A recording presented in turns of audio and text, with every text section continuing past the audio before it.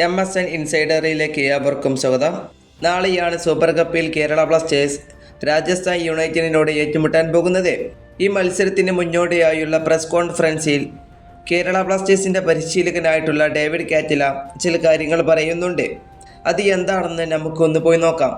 പരിശീലകനായിട്ടുള്ള David കാറ്റില പറയുന്നത് ഇങ്ങനെയാണ്: ഞങ്ങളുടെ ടീമിൽ മികച്ച കളിക്കാരുണ്ട്, പക്ഷേ നല്ലൊരു ഗ്രൂപ്പ് ഉണ്ടായിരിക്കേണ്ടതും പ്രധാനമാണ്.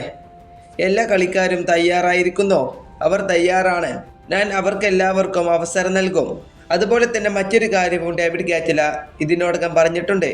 അത് എന്താണെന്ന് നമുക്ക് നോക്കാം. ഇന്നലെ ഡംബോ FC എങ്ങനെ കളിച്ചുവെന്ന് ഞങ്ങൾ കണ്ടു.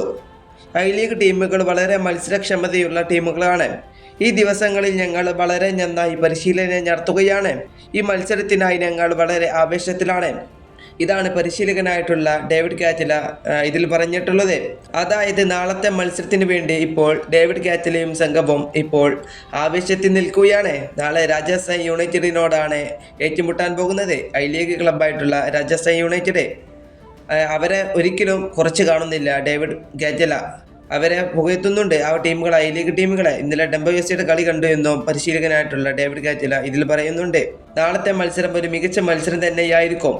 നാളെ ഏത് ടീമാണ് വിജയിക്കുക എന്ന് നിങ്ങളുടെ അഭിപ്രായം താഴെ കമൻറ്റ് ബോക്സിൽ രേഖപ്പെടുത്തുക. ഈ വീഡിയോ ഇവിടെ അവസാനിപ്പിക്കുന്നു. ഫുട്ബോൾ ലോകത്തെ കൂടുതൽ വിശേഷങ്ങളുമായി അടുത്ത വീഡിയോയിൽ വീണ്ടും കാണാം.